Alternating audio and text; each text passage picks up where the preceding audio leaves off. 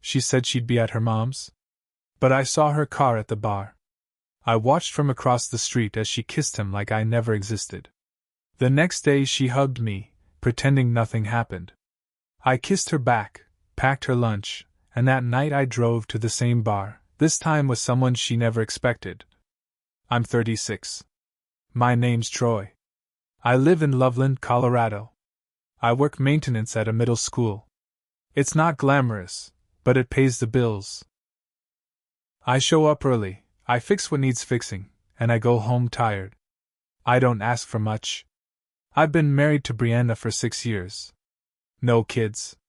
We tried, but it didn't happen. I thought we were still happy. We had our routines, coffee in the morning, her watching crime shows on the couch at night while I cleaned up the kitchen, little jokes we shared that nobody else would get. I thought we were good. I was wrong. A few months ago, Brianna started acting different. She was on her phone more. She'd smile at nothing, then turn the screen away when I walked by. She started staying late after work, said she was helping her mom out a lot more. Her mom, Janet, is in her 60s. She's nice, a little cranky, has arthritis. I figured it made sense. The first time it didn't add up was a Tuesday night. She said her mom had fallen, and she had to stay over to help her get around. I offered to come. She said no. She said her mom didn't want to be seen like that. I thought it was weird, but I let it go. Then it happened again. And again. Then came the night that really flipped my stomach inside out. She said she'd be with her mom again. I said okay. I had a long day at work and decided to grab a burger from this local place. It's across the street from Bruno's Tavern. Not a fancy place, just a dive bar with pool tables and cheap wings. I pulled into the lot and was about to go inside when I saw something that made me freeze. Her car. Blue Honda Civic. I would know it anywhere. Same dent in the back right fender I'd been meaning to fix. Same cracked sticker on the bumper from a trip we took to Nashville 2 years ago. It was parked right in front of the bar. I stared at it for a solid minute, thinking maybe I was wrong. Maybe she came here for food. Maybe Janet lived close by and this was a coincidence. But that voice in my head wouldn't shut up. So I parked across the street. Shut off my lights. Turned off the engine. And I waited. 10 minutes later, I saw her come out of the bar. She wasn't alone. She was with some guy. Taller than me. Built like a guy who spends too much time at the gym and knows exactly how good he looks. He had his hand on her lower back. She was laughing, brushing her hair out of her face the way she does when she wants someone's full attention. Then she kissed him. Not a friendly kiss. Not a goodbye kiss. The kind of kiss she used to give me when we first started dating. The kind of kiss that says, "You're the only one I see." And I just sat there, watching. My heart didn't break all at once. It cracked slow, piece by piece. Every time she smiled at him, every time she touched his chest or leaned her head on his shoulder, it was another little fracture. When she left with him, I still didn't move. I just stared at the door of that bar for a long time, my hands gripping the steering wheel until my knuckles hurt. I drove home around midnight. She came home the next morning like nothing happened. Said she'd stayed with her mom all night. Said Janet was feeling better.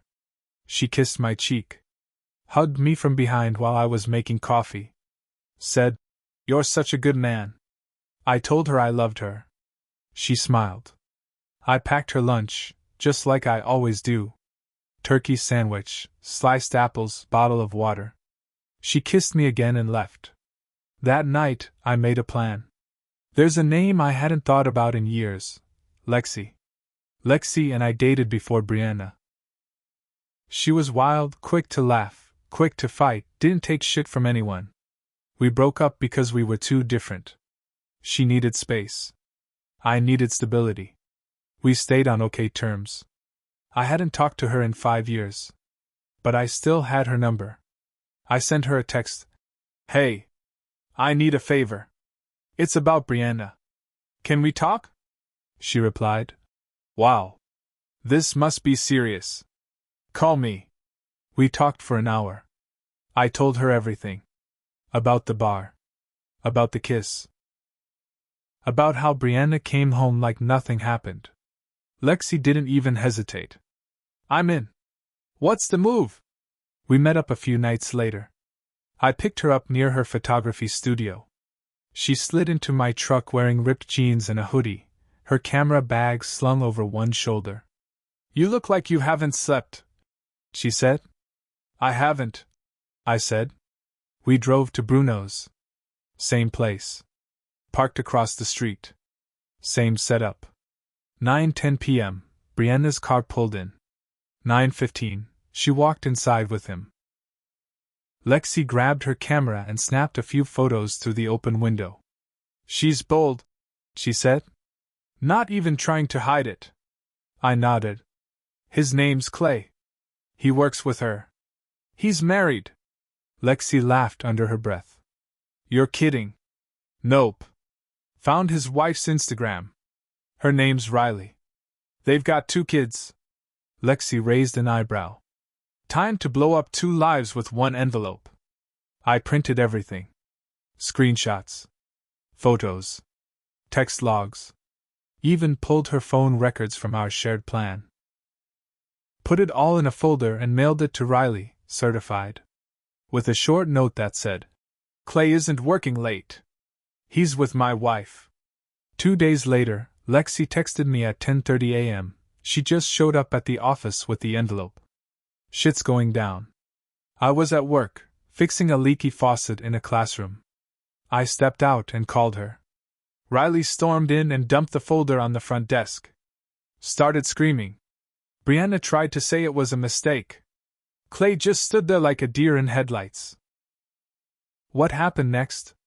She slapped him. Loud. Then walked out. I couldn't help it. I laughed. Not because it was funny. Because I finally felt like I wasn't crazy. After Riley blew up the office, everything changed fast. Brianna came home that night looking like hell. Her makeup was smeared. Her eyes were red like she'd been crying. She didn't say much, just dropped her purse and went straight to the bedroom. I waited a few minutes, then followed. She was sitting on the edge of the bed, staring at the floor. When she saw me, she stood up like nothing happened. Work was awful, she said. People are so fake. Someone spread a rumor about me. You wouldn't believe it. I just stared at her. She blinked. What? I said. Did you sleep with Clay? Her whole face changed. She didn't cry. She didn't even look surprised. Just paused for a second like she was deciding which lie to use. Where is this coming from? She said. I saw you at the bar. 2 times. She stood there, frozen. Then, like a switch flipped, she laughed. You followed me? I didn't answer. You were spying on me? Jesus, Troy. That's sick. That was the moment I knew she wasn't sorry. She wasn't even ashamed. She was angry that she got caught.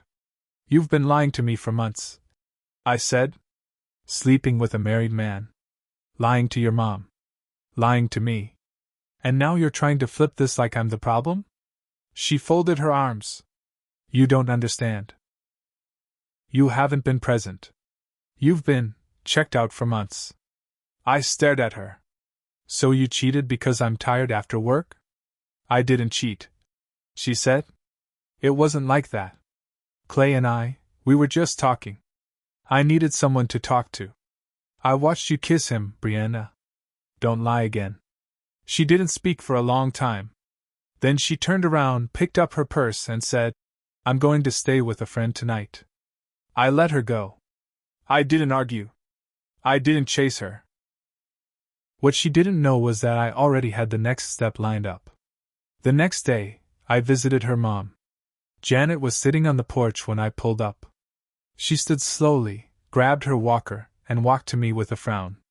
What's going on? Brianna called me crying this morning. I told her everything. I didn't sugarcoat it. I showed her the photos. I played her the voicemail Riley had left me, thanking me for the envelope and calling Brianna cold-hearted snake. Janet covered her mouth. My daughter did all this. She told you she was helping you, I said. But she was lying every time. She wasn't here. She was with him. Janet sat down slowly. I thought something was wrong. She never came by. Always had an excuse. I didn't push her to take sides. I didn't have to. Janet took a deep breath and said, If she comes back here, I'm not letting her in. That night, I started closing every door on Brianna's life. First, I shut down the joint bank account. I transferred half into a new personal account in my name only. I canceled the credit card she used, one I'd opened years ago. Then I locked her out of the house. Changed the locks. Canceled her gym membership. Unlinked her phone from the family plan. I left a note taped to the door. Divorce papers will be in your email. Do not come inside. Everything you need is in the suitcase. The next day, she came back. I was sitting in the kitchen when I heard the banging. She was screaming my name through the door. Kicking it. Crying. You can't do this to me. I didn't answer. I didn't even get up. Then came the texts. You're being cruel. I made a mistake, okay? I didn't mean to fall for him. It was just physical. I need to talk to you. Please. I read every one. Then blocked her. But it didn't stop there. 2 weeks later, she tried to get back at me. She filed a police report, saying I stole money from her. Said I emptied the account without her permission. I got a call from a detective. I explained everything.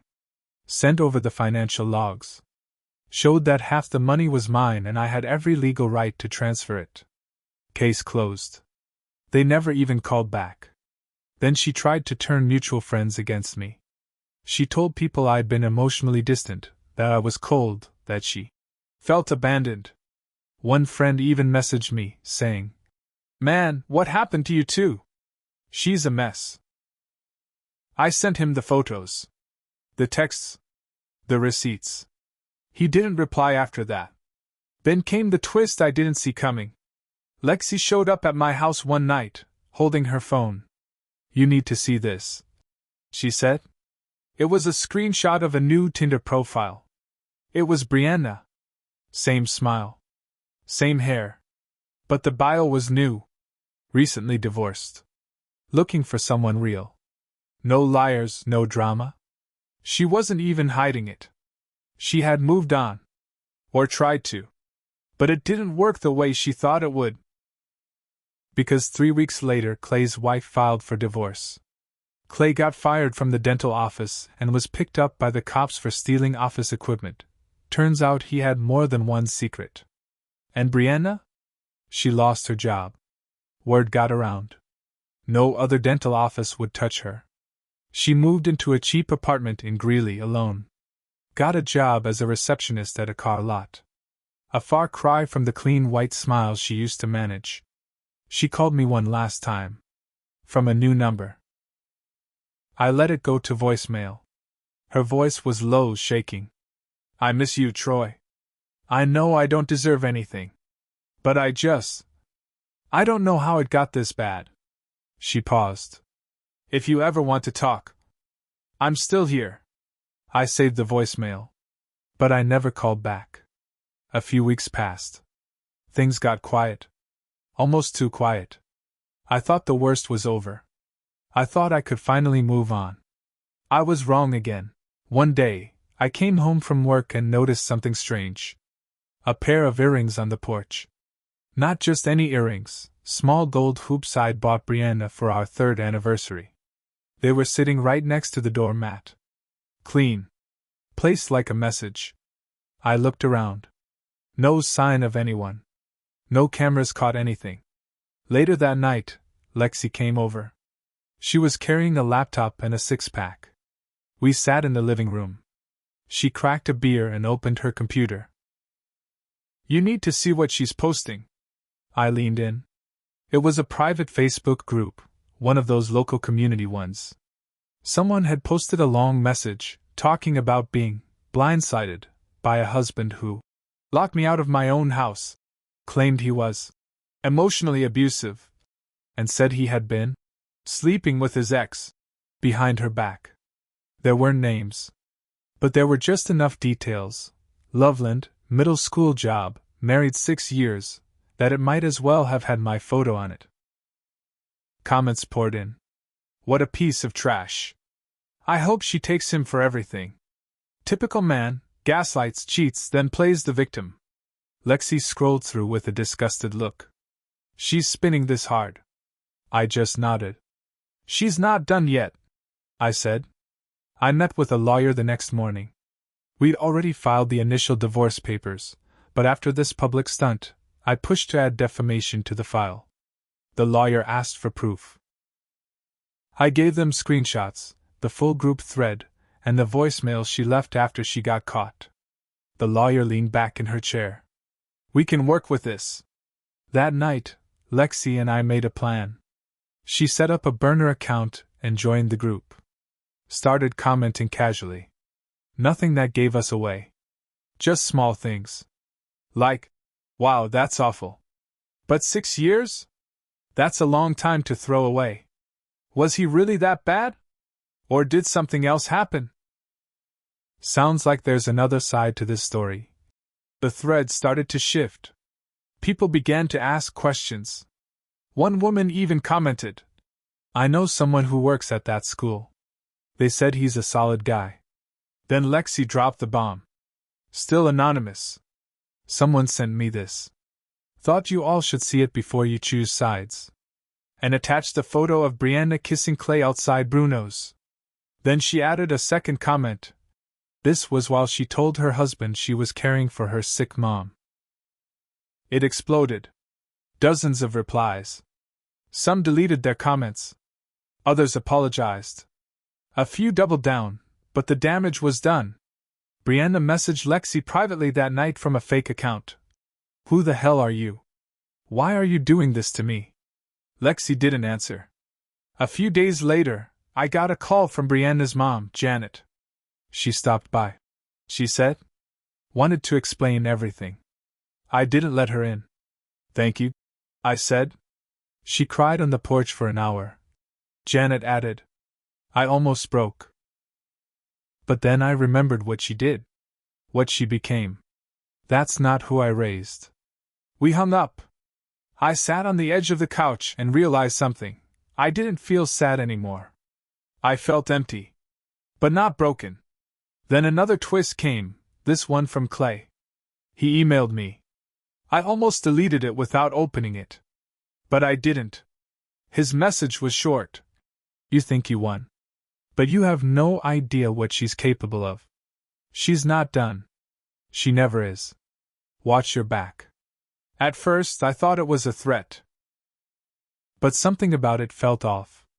So I did a little digging.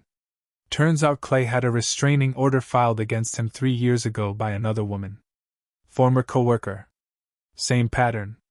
Office romance, lies, gaslighting. But the complaint never went anywhere. She dropped it after 3 months. I found her name. Ashley. I messaged her. Told her who I was. She didn't reply for 2 days. Then she sent me a wall of text.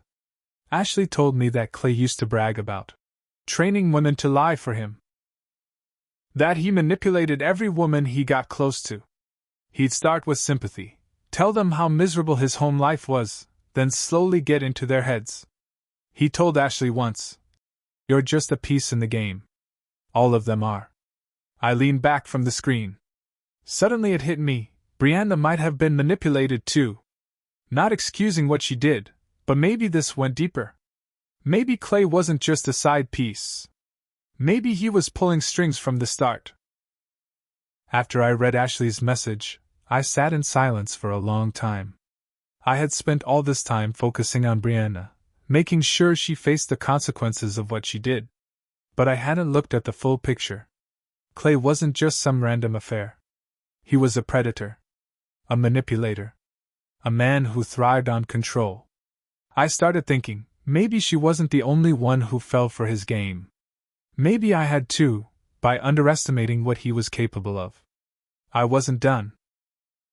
The next morning, I drove to the courthouse and filed a request to subpoena surveillance footage from the dental office, public entrance, staff hallway, parking lot. I told my lawyer I had reason to believe there was workplace misconduct. With everything on record, Clay getting fired, Riley's divorce, Brianna's role, my request went through. When the footage came back 2 weeks later, it made my stomach twist. I watched one video from 4 months ago, Clay cornering Brianna in the break room. At first, she laughed. He leaned in. She looked unsure, then nodded, hesitating. He kissed her. She didn't stop him, but she didn't start it either. Another video, different day, Clay handing her a folder and saying something. She shook her head, tried to walk past him. He grabbed her wrist. Pulled her back. She stayed. More clips like that. Her following him out back. Him waiting beside her car. Late night entries into the building. Always him leading. It didn't excuse what she did to me. But it made something clear. Clay had done this before. More than once. And nobody stopped him. Until now. I gathered everything. The videos. Ashley's written statement. My own records. And with Lexi's help, I sent it all straight to Riley's divorce lawyer and the state dental board. Within a month, Clay's license was suspended. Not just for misconduct, but for falsifying insurance documents connected to 2 of his former patients. He'd been billing under fake codes. Stealing money right under the office's nose. The guy was dirtier than I thought. He was arrested 2 weeks later. Riley got full custody of the kids. Clay's name went public in the local news. Dental manager faces fraud, harassment allegations. And Brianna? She finally hit rock bottom. She showed up one night outside my house. This time I opened the door. She looked nothing like the woman I married. Her hair was messy. Makeup smudged. Eyes swollen. I didn't know, she whispered. About Clay? She nodded. He told me you didn't love me anymore. Said you were cheating. That you only stayed with me because you felt bad. I didn't speak. I believed him, she said, wiping her face. He made me feel seen again. I waited. Let her say what she needed. I thought you'd moved on with Lexi, she added. And when I saw you 2 together, I just lost it. I never slept with Lexi, I said. She froze. We talked. We worked together. But I never touched her. Not once. Brianna collapsed onto the steps, shaking. I ruined everything. You did, I said. But you didn't do it alone. I stepped back. She looked up at me like she was hoping for something. I handed her a sealed envelope. The final divorce agreement, fully processed. Property split. No alimony. No ties left. She stared at it. You were right, I said quietly. We were over. But you let him twist you into someone you're not. I don't know who I am anymore, she said. I didn't have an answer for that. She stood up slowly. Goodbye, Troy. Goodbye, Brianna. After she left, I walked back inside. Lexi was on the couch, flipping through one of her photo portfolios.